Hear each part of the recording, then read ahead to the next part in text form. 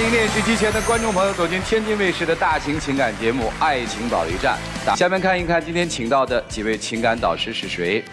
他们是微表情专家季宇老师，欢迎季老师；情感导师著名节目主持人莎娜老师，欢迎莎娜老师；情感导师著名媒体评论人于波红老师，欢迎于老师；情感导师作家新唐米娜老师。欢迎米娜老师啊！接下来我们就看看4位老师如何帮助今天的嘉宾朋友走出他们的情感困惑，了解第一对嘉宾的基本情况。各位请看。我们已经结婚2年了，但是他一直不能接受我的孩子。因为他之前有过一段婚姻，我也不是不能接受这个孩子，只是我们一直没有自己的孩子。我把家里照顾得无微不至的，他可以说是饭来张口衣来伸手，我不知道他为什么这样对我。他总是抱怨我不能去挣钱，其实我就是没有一个奔头，不知道如何去努力。我们也在积极的要孩子，但是因为我的年龄越来越大，我也希望他可以理解我。有请这对夫妻，有请。万先生，31岁，来自四川，个体。有请万先生，有请。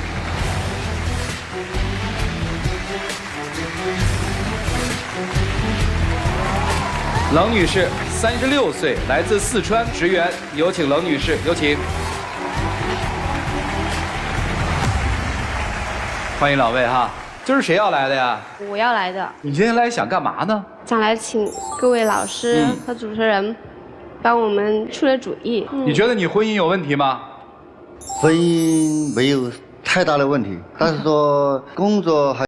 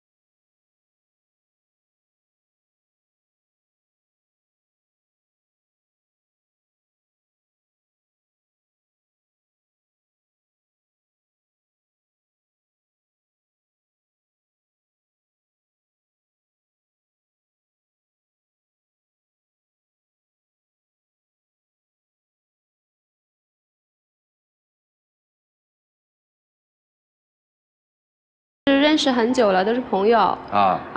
然后我是在离异之后1年半2年的时间，我们才确定关系，然后结婚的。先前呢和女儿之间还是磕磕碰碰，在一起相处的时间也不是很长，接触的时间也不是很长嘛。我想着以后结婚了，在一起了，那天长日久的总会有感情的嘛。所以当初提出要结婚的时候，咱们就顺其自然。谁提出要结婚？他爸爸妈妈觉得我们这年岁也上去了嘛，而且他儿子也有这么大年岁了，就是再不生小孩的话，估计会耽误他吧。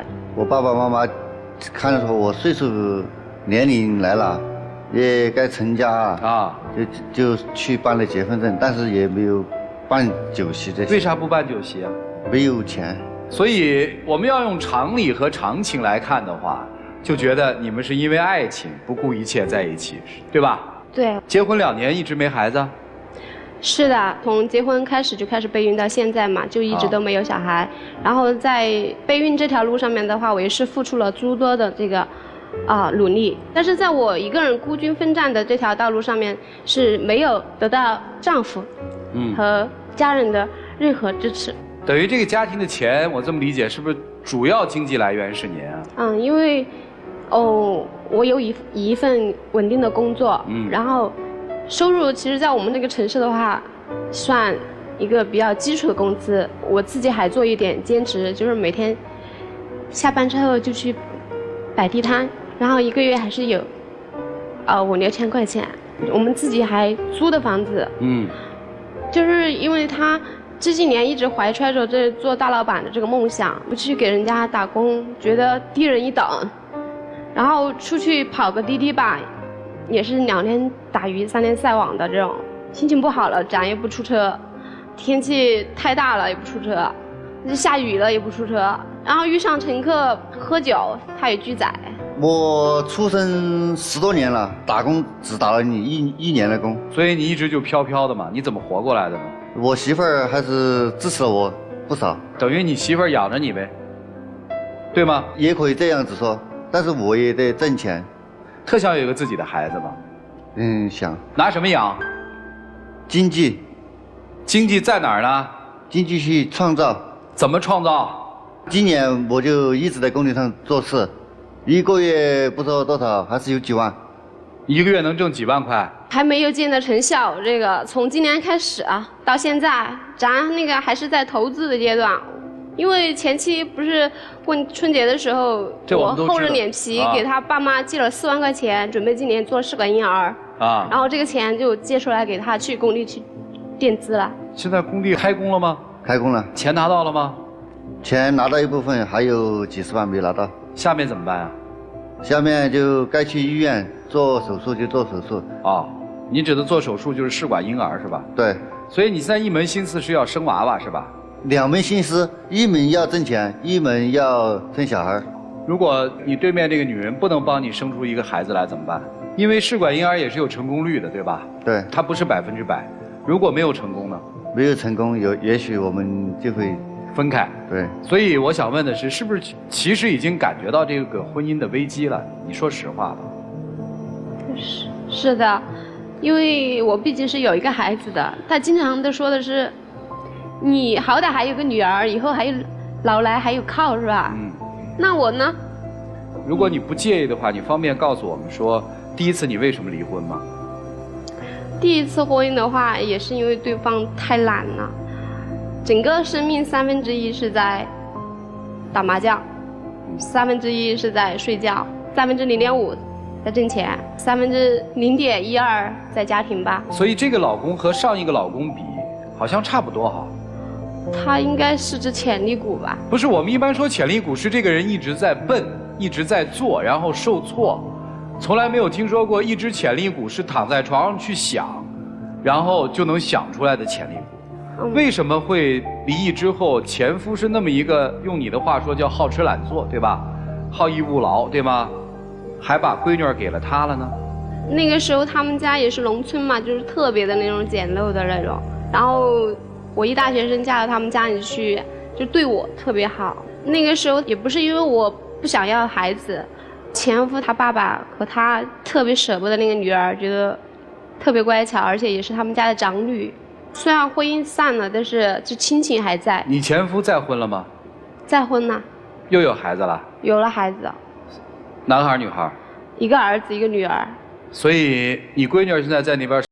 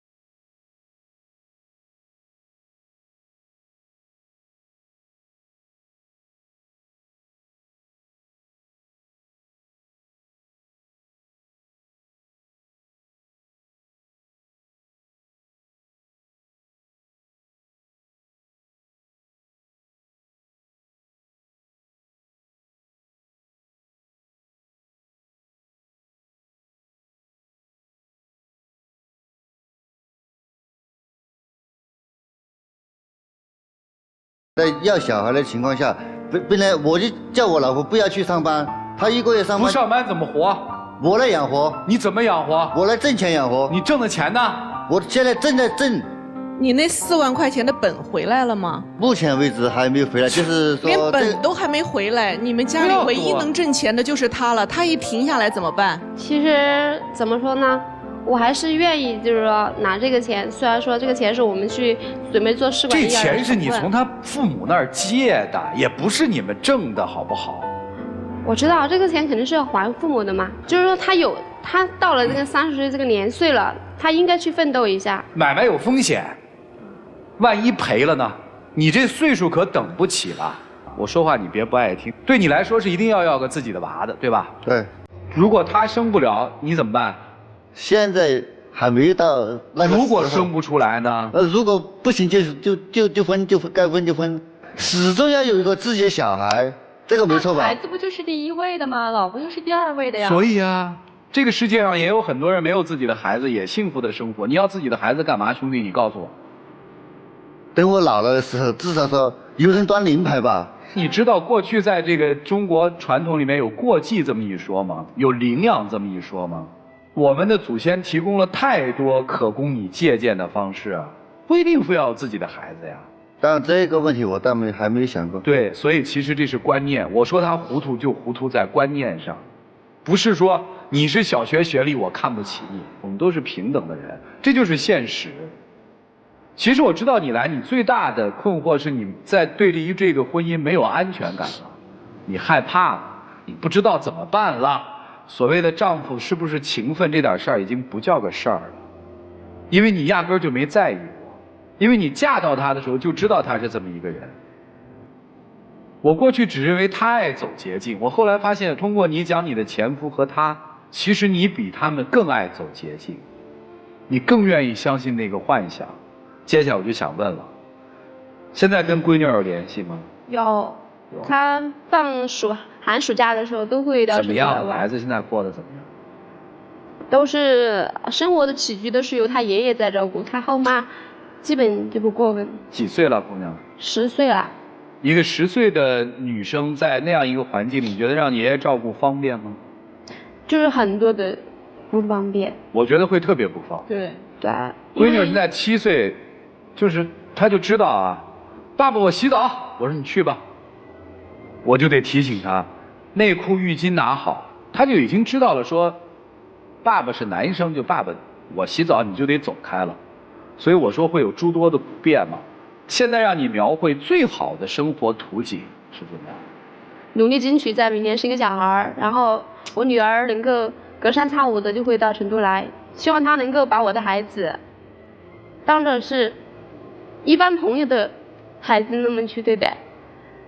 以后女儿长大了，你稍微对她好一点点，她将来都会懂得回报的。照顾我的同时也会照顾你。所以你对生活的要求其实已经很低很低了，对吗？然后通过我们努力在我们城市买栋房子。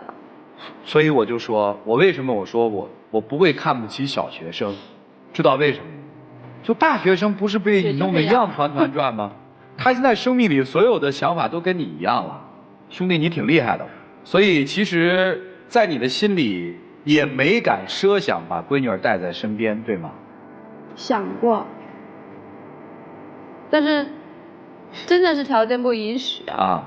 如果我是有我自己的家，我有我自己的房子，那肯定女儿随时都会。你们现在不也是在租房子吗？但是租这个房子永远都有结束的一天，就随时都可能搬家。我是最讨厌搬家的，搬家是最没有安全感的。我们都是租房子过来。您今年多大呀？36啊。36岁我也在租房子啊。但是有自己的家，肯定比租房子更好。不是，你条件允许了就买嘛，允许不了就一直租着嘛，那有什么了不起？我对于男人和女人这个观念可能不一样，女人就是你有什么观念？没有家就没有这房子。你没有家的观念，你没有家的观念，你哪里有家的观念嘛？这不一路在努力寻求这个家的观念吗？所以你是个糊涂蛋吧？你没他清楚。要说清楚，他特清楚，因为他的人生目标很简单，要娃，要不了娃怎么办？挣钱也得要娃，对吧？你看他人生目标特别简单，我不知道你要什么，想要将这段婚姻努力维持下去。对，这才是实话，就是要维持嘛。所以现在所有的赌注在那个娃上，对不对？有了那个娃，这个婚姻就保下来了；没有这个娃，这个婚姻就是摇摇欲坠，随时他都有可能走，对吧？现在的希望就是大夫跟你说可以做试管，对吧？所以你有生娃的希望。对。试管要做败了呢？做败了继续。谁做？他做呀。你知道做试管很痛苦的吗？这个我就不太清楚了。啊，然后可能一次歇个1年，那这样算起来37、38、可能他就再也做不了了，怎么办？别人50岁还能生小孩吗？我就给自己定了一个目标，最多是3次。啊。做不了，我也不能这么糟践自己吧。你们到底检查过，到底是谁有问题导致你们自然受孕怀不上吗？都没问题，都没问题。所以今天来我觉得挺好的，我们叫爱情保卫战啊，但是这里面可能也有爱情，就他们认为是有爱情的，对吧？你认为你爱他的，对吧？再好的爱情没有一个家庭的容力下，是，而你家庭的概念就是娃嘛，对，就在女生的心里面，家是有硬标的，家不是说有一个男人，相爱的男人就是家，家是有一个房子，这屋里的男人爱不爱不重要，有一个房子就行，我们在一起住着，这个房子是写着我的名字的，或者写着他和我的名字的，这视为家。对于先生来说，这个女人不重要，重要的是，这个女人给我生了一个我的娃，只要有这个娃和这个女人，这个家就成立了，对吧？是不是？来吧，时间交给你们吧，一起进入丘比特问卷。季老师啊，你拿你的媳妇儿当什么？当你母亲的替代品，当照顾你的保姆，当你生孩子的机器，你就唯独没把她当做你的爱人。而且你生不了小孩这个问题，人家是跟前夫可是有孩子的，你俩生不出小孩的问题，不见得是人家女方的问题，你要想清楚，不是说生不出孩子你就给人家踹走了，你再换一个，搞不好还是你自己的问题了，你知道吧？就算你刚才如你所说，你们俩检查都没有问题，为什么还生不出小孩？我告诉你，因为我作为一个心理咨询师，我见的很多，有的夫妇生不出小孩，生理没毛病，是因为心理的问题，知道吧？你老婆她心里有很多的顾虑，再生一个小孩，你就是一个小孩，因为你都是需要别人来照顾你的，她再生个小孩，她还得管她跟前夫的孩子，还得管跟你生的孩子，还得管你这个小孩，所有家庭的负担，挣钱的负担全在她身上。她其实她虽然想生孩子，但是她有很大的压力。再有我想说，女士，你的2段婚姻，你想想有什么问题？你每次都是下嫁，为什么你老下嫁？你知道吧？就是因为你的性格当中你太强势，你一走出来那个姿势就能看得出来啊，很有节奏，很有力量啊，很快。你看他走出来啊，很慢，跟个那个大爷一样，就晃晃悠悠的就出来了。所以你的这种性格，你怕找比你强的男人他来约束你，你希望找一个你能够摆弄得了的，其实你的潜意识里你就在找一个像孩子一样的人，所以你们俩才能结合到一起。等生活当中你发现你就要求他要成为丈夫的这种角色，他就成为不了，因为他也是在找一个妈，他找一个照顾他的人，他没想为你付出，你知道吧？所以你要想清楚这个问题。我建议你别生小孩了，有的家庭生完小孩能解决矛盾，有的家庭生完小孩就更糟了，所有负担全到你这儿了，知道吧？尚大老师来。娄女士，你是鬼迷心窍了吗？我就问你啊，你的女儿现在过成这个样子，你居然一心想的不是怎么能让你的女儿生活越来越好，而想的是怎么能把你现在的婚姻维系住。你想象过你女儿10岁在那个家庭每天受后妈的白眼，那边又有弟弟有妹妹，爷爷照顾她，你都不想着我要先把女儿接过来，我不管她怎么想，我要先让我自己的女儿先能够过一个正常的日子。但只能让我自己强大起来才行啊！不是你挣钱多了你就强大了，一个女人的强大是精神上的强大。我最生气的是，你可以置自己之前的女儿于不顾，然后想着我要把这个婚姻先维系好，我要再给她生孩子。你怎么敢给她生孩子？我问你怎么敢？你想没想过，你再生一个孩子之后，他会对你女儿怎么样？就算他同意你把你的女儿带到这个家，你觉得你的女儿来到你们这个家，和她在她爸爸那个家相比，我跟你说，有过之而无不及，会更苦。所以你没有想过，没考虑过这个问题，你还敢跟他再生孩子，还自己主动去做试管婴儿，我都不跟他去讲这个试管婴儿有多么的痛苦。你作为女人，你应该懂。你知道要打多少排卵针吗？你知道一针一针有多疼吗？所以就算这么付出，仍然得到的是一句：如果你生不出来孩子，就跟你离婚。我今天任何一句话不想多说，因为无法沟通，也改变不了。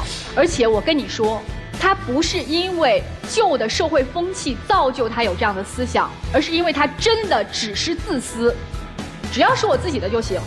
所以说到底，不是他愚昧，是他自私，而你是真愚昧。谢谢。来，宝红兄，爱一个女人，她同样会爱她生的女儿还是儿子，哪怕我做不到四通几出，我起码的关爱呵护还是应该有的。何况这个小女生没有生活在你们的生活空间里，她都如此的冷漠，难道仅仅是因为你们没有自己的孩子吗？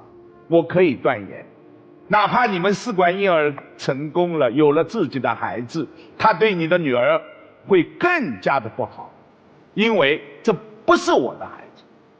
他很简单，他现在结婚就是可以依靠妻子，有了儿子以后可以依靠儿子，儿子为他养老，最后为他送终。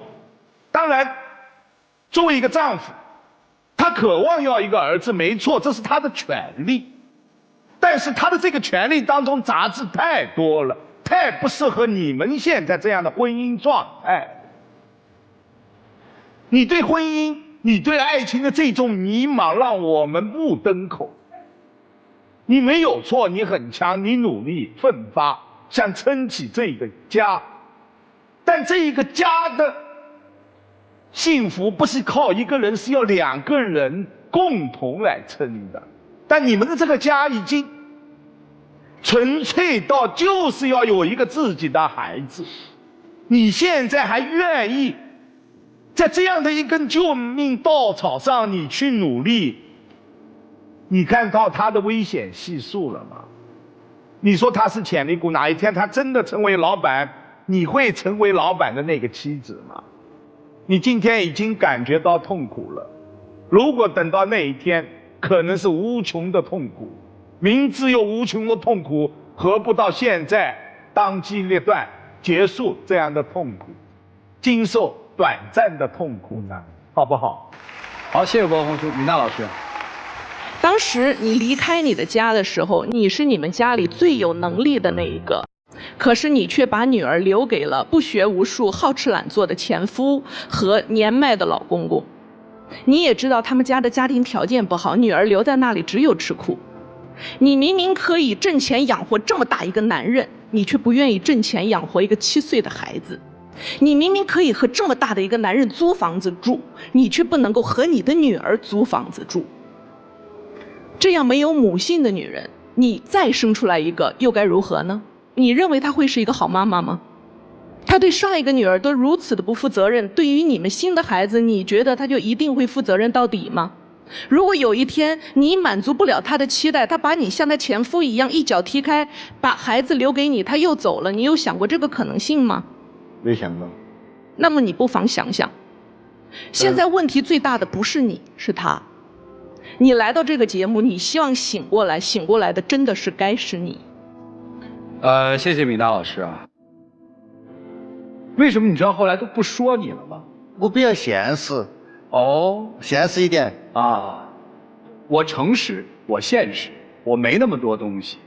至少你再这么听，他心里没有特别的伤疤，你的心里是有伤疤的，你得面对你自己。我问一个问题可以吗？为什么要结婚？请回答我。人老了总要有一个伴吧。家总是一个人的终点归宿。好，为什么要生孩子？我不想他的人生留下一个遗憾，也不想我们婚姻留个遗憾。为什么要做母亲？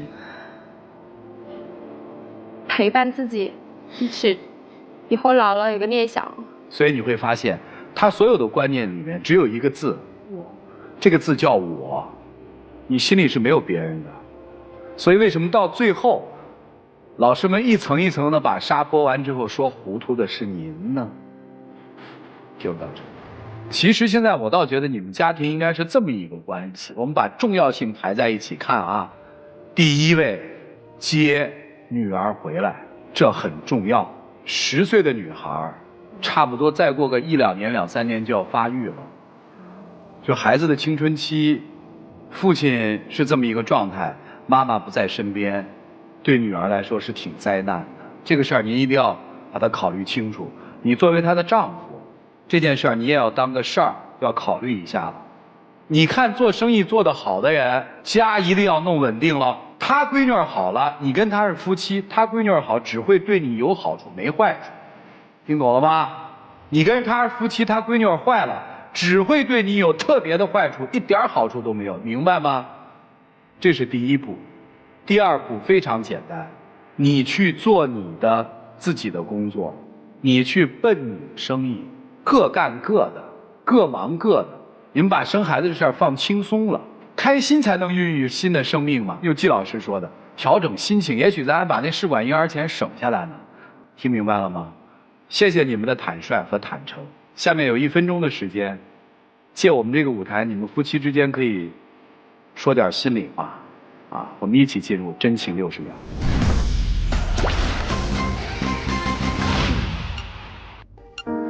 老公，我还是希望你能够强大起来，能够把这个家撑起来。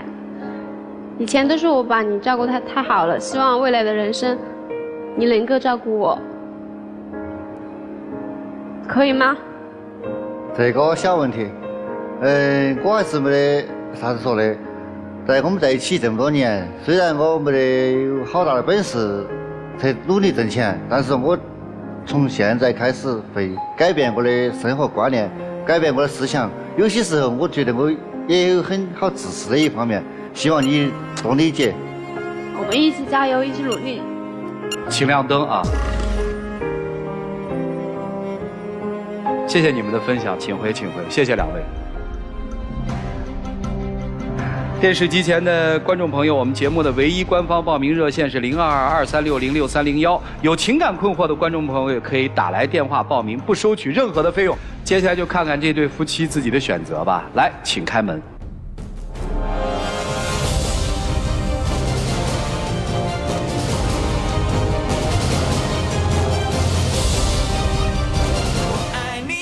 快去！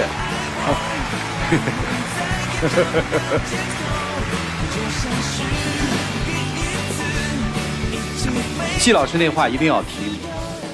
如果一定觉得自己做好准备再次当妈了，你觉得你能当爹了，真要孩子的话，你们就放松。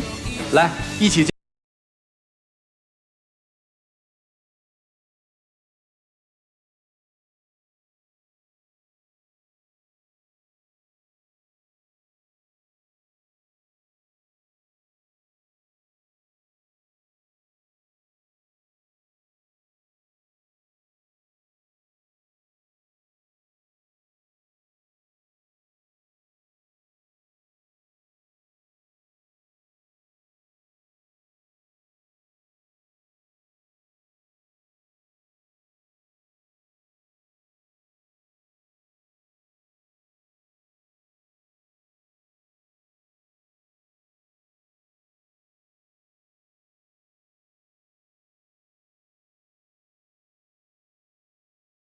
多，我特别喜欢他，他在我心中很完美。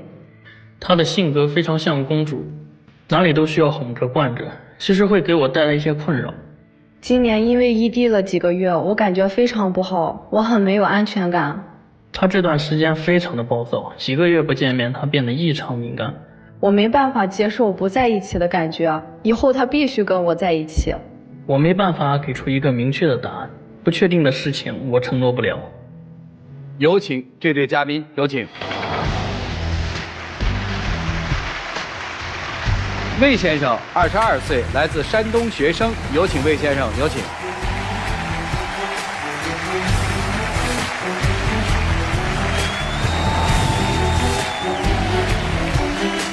张女士，21岁，来自山东学生，有请张女士，有请。欢迎两位哈，谈恋爱谈了多久了？1年了。1年了，怎么认识的？大学的学生会一次社交活动上认识的。他向人打听要了我的 QQ 号，然后我们聊了几天，然后他追的我。你第一次看到他什么感觉呀？唱歌比较好听，我喜欢唱歌好听的男生，然后他也因此吸引到了我。对你好吗？我们之间这1年多有很多的矛盾，有很多感情上的问题。但是我觉得我们就没有那么多问题啊。就比如说我们当时有一个事情吧，就是他挺喜欢蓝色的。其实喜欢蓝色没有事儿，但是他甚至到了一种比较偏执，然后就让人就后期就无法接受了。就包括他身上穿的衣服了，然后鞋子，生活用的各种台灯了，然后包括买各种小饰品了，然后甚至到吃雪糕他都一定要买蓝色的，就到那种病态的一个地步。哎呀，你这不影响你生活对吧？但是他就把这个东西要强加给我，就给我买一些东西也是各种各样都是蓝色的，我就觉得有点我感觉蓝色无法接受了。很好看呀，你不觉得蓝色很纯净吗？你是我的男朋友，喜欢我就应该喜欢我的一切。之前你不是也了解过吗？但是你这个有点，就包括不管什么东西全部都是蓝色，你已经把它就强加给我了，已经给我造成一些困扰了呀。喜欢蓝色会有什么困扰？我实在是想不出来啊。就之前我不是在我们那个学生会里边，然后我就想就竞选一下当个职位，然后就竞选嘛，面试。我觉得那是一个就是非常正式的一个场合，一般不都是白衬衫然后加个黑色西装，这个是比较正式的。他就非得让我穿一个就蓝色的衣服，就我感觉挺花哨的。人家都是白色的衬衫、黑色的西装外套、黑色的西装裤子，你这样的话，你穿出去很特别，你不觉得你会脱颖而出吗？你穿上蓝色的就会当上呀。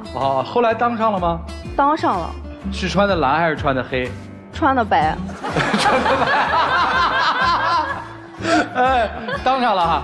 这不是没困扰吗？但是因为这个事情就吵过很多次了。有一次旅游的时候，他把我喜欢的，就是我最喜欢那个小蓝色的伞了，他拿着以后，我们就因为吵了一架，然后他就把我的蓝色的伞撕了，他直接就只剩了架子了。这个事儿也是有原因的呀，而且当时，就我们一块儿出去旅游嘛，然后我一个朋友也在那个地方，就说一块儿去找他玩一下，结果到了之后他就觉得挺累了，就不想去了。到了酒店，但是我们当时已经答应人家了，这个我觉得这个答应人家是一定要做，然后就因为这个他不想去，我想去，就吵起来了。最后我还是就顺着他了嘛，就没去。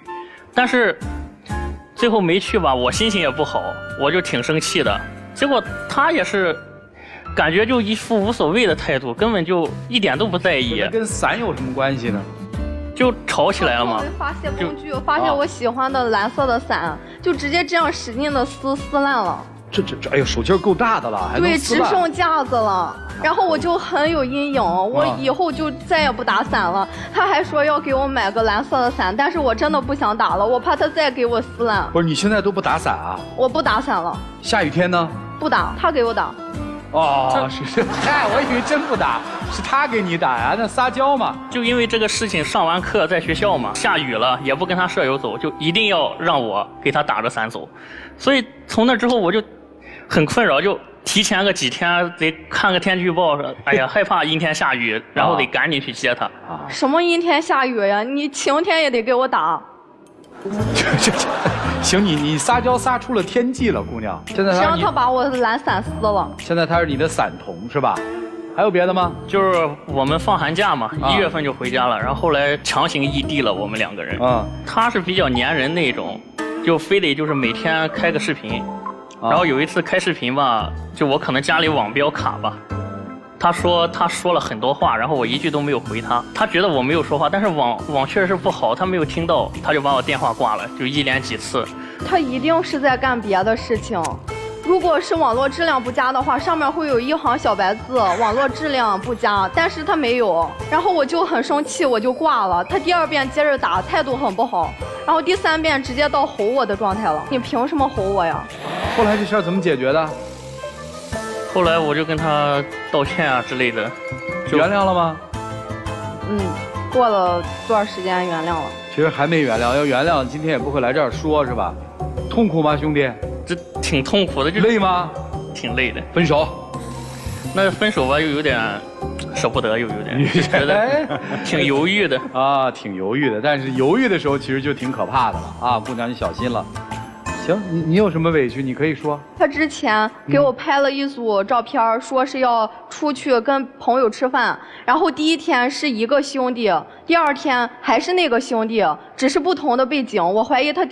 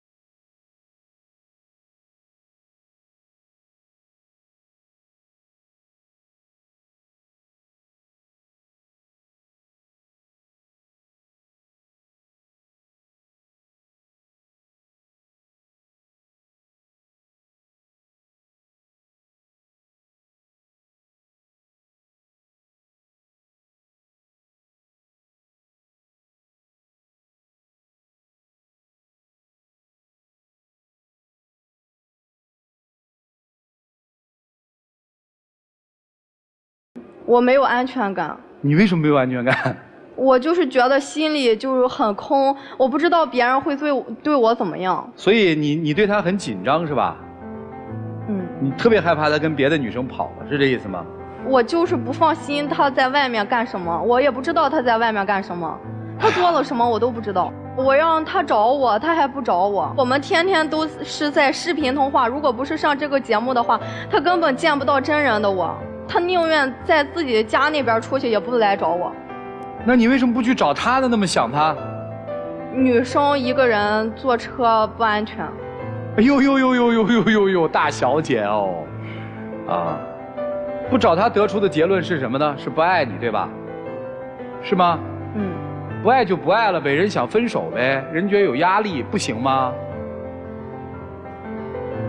行不行啊？不行。不。分手也不行啊？不能分是吗？要分也得你分是吗？听明白了，就是很长时间没见了，异地了，受不了了，是这意思吗？好，你们今年大几了？大2。暑假再一开学就大3，是不是要实习了？有些是大3实习了吧？实习你们打算去哪儿实习啊？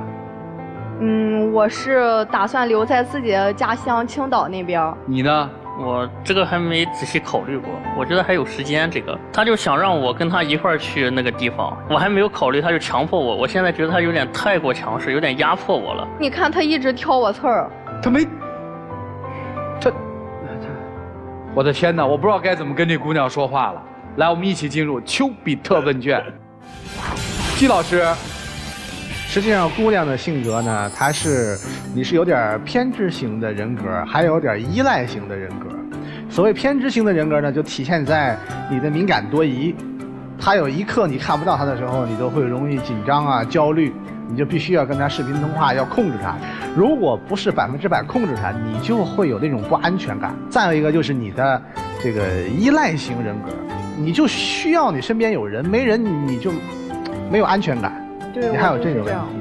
男生，如果你不懂女孩子的性格特点，你是跟她相处不好的。她就是比一般的女孩子还要敏感、多疑。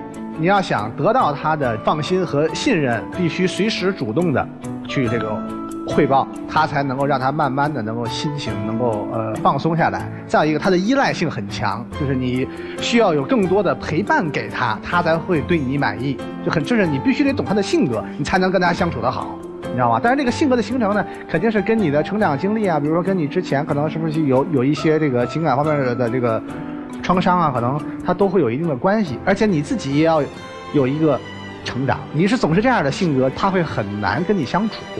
而且呢，你也要给他一点点空间。虽然你们两个人是恋人关系，但是彼此是独立的人，还是要有一定的空间给对方，否则他就会有强烈的窒息感。明白了，沙达老师，姑娘跟你谈恋爱太累了，这不挑你刺儿才怪了。谁跟你谈恋爱能不挑你刺儿啊？你告诉我，你要求人家必须喜欢蓝色，那我问你，男朋友就不喜欢你穿裙子，你从此以后再也不能穿裙子了，你怎么办？不行，我就得穿。那凭什么呀？凭什么我就必须得喜欢你喜欢的蓝色？我不喜欢让你穿裙子，你就必须得穿？你不是爱屋及乌吗？那你爱我吗？我爱他，爱他，他不让你穿裙子，就不喜欢你穿裙子。你现在下去给我换了去，你换吗？那你凭什么要求人家面试的时候必须穿蓝色呀？什么事儿都是以你说了算为主，所以你在要求别人同时想一想，如果别人反过来要求你，你能做得到吗？我们是说恋爱当中爱屋及乌，可是爱屋及乌是主动发自内心的，不是强迫对方的。还有第二点，你说不许跟异性吃饭。你能保证你一直不跟异性吃饭是吗？我能。男同学不吃饭是吗？以后男同事也不接触是吗？你的世界里面除了他没有任何的异性朋友，对不对？你能保证得了吗？安全感不是来源于对方给你的，永远都说一句话，安全感一定是自己给自己的。我就受不了，就是你什么都要以自我为中心。你如果一直这样的话，谁跟你谈恋爱都受不了你的。你大二，除了谈恋爱，你的生活还有很多的事情要做。规划自己的未来，你不应该考虑一下怎么让自己的这个知识能够更加上一层楼，或者让自己哪怕你捯饬自己，那么多的事儿可以干，你每天就盯着他干嘛呀？所以我觉得这个时间谈恋爱不是你的全世界，它只是你事业当中一部分。你的生活当中还有很多其他的事情，当你分散一些精力放在其他的事情上，你就不会觉得自己没有安全感，你也不会较真于他是否根据你的喜好喜欢蓝色，是否在跟别的女生吃饭，因为你的世界太小了，姑娘。如果你的世界一直这么小，眼界一直这么小，你永远找不到安全感的。谢谢。宝红兄，你的蓝色情节确实，我佩服。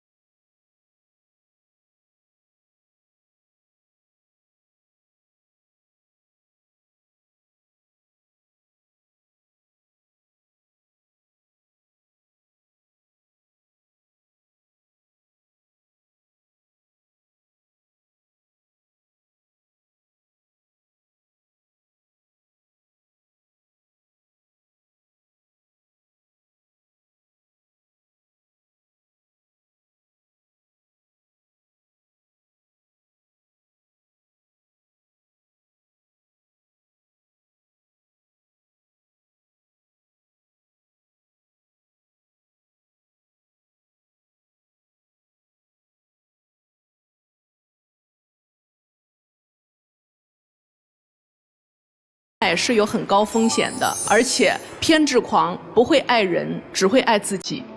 刚刚戚老师提醒你说，你可能是不了解女生的性格，然后我们于老师又说你应该多关怀她，但是我觉得你这2点都已经做得足够好了。是他有问题，很大的问题，他对一切做了有罪推论，一上来认为他一定是欺骗我的，所以即使你每天报备，他还会说你用了假照片，你跟同一个人拍了2组照片来糊弄我，来偷偷的和女生约会，对吗？对。所以当你的网络掉线了，他也会说就是你不想理我，你走神了，你不知干什么了，你把我冷落了，对吗？对。所以不管他做什么，你认为他是错的，他永远都是错的。跟你在一起非常非常累，你现在是无事生非，在大学里头没事儿干，没事儿了以后就琢磨点事儿，折腾他一下。你这样下去会让男朋友接下来也不知道自己该干嘛。我觉得你今天讲的所有你们之间的问题都不是大问题，但唯独有一句话是个巨大的问题，那就是男生说我已经在犹豫该不该分手了。你都没有意识到他都在犹豫该不该分手，你还在这儿作。我们说恃宠而骄，你都不受宠了，你还骄什么呀？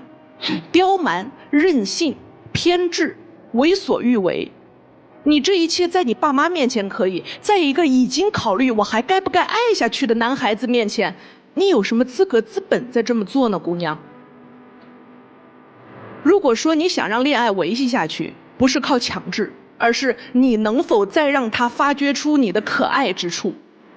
今天从上场到现在我没找着，想想看自己的问题吧，千万不要把一个好好的人给作走了。如果能意识到自己有错，你还有救；如果你意识不到自己有错，一会儿一定要去找季老师。而且问题是，你今天把他捉走了，你再不改，再不知道自己错在哪里，你下一次一定会把一个一个的男人，所有的男人全部捉走的。哎，伯王兄，你这严重啊！不会有一个个走了。看完了这个节目，如果他们俩分手了，没人敢跟他搭讪了。你这话严重了，什么一个个？那个左手指头上的戒指是谁买的呀？他买的。戴在左手，知道戴那位子是什么含义吗？热恋。对，我也是第一次听说恋爱中的这个一对恋人由一个女生来买一对戒指给男生来宣誓。你是想宣誓你们俩是一对儿是吧？买个戒指拴不住一个男人，认识错误就得改，要不然真跑了就完了。一起进入真情60秒。对不起，可能我有的时候太任性了，但是我就是喜欢蓝色。没事，毕竟这么久了，我也就慢慢习惯了，你也在改变。我真的很喜欢蓝色，我认为你穿着也很好看。我希望你能为我们的事儿多考虑一点。就我们一块儿改变嘛，就感情它也不是一个人的事情。可是我们的将来呢？我们毕业后的打算呢？你不想考虑考虑吗？会考虑的，但是总得到那一步吧，慢慢来嘛，走一步看一步。唉，你应该多想想，你是男生呀。谢谢两位，请回吧。我以为说对不起，我以后什么改，你知道吧？就是对不起，我就喜欢蓝色。好了，电视机前的观众朋友，欢迎登腾讯视频收看节目的完整内容。来看结局，请开门，请开门。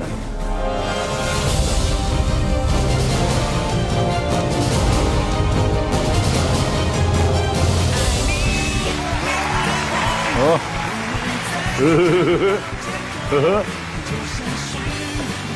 所以你喜欢蓝色吧？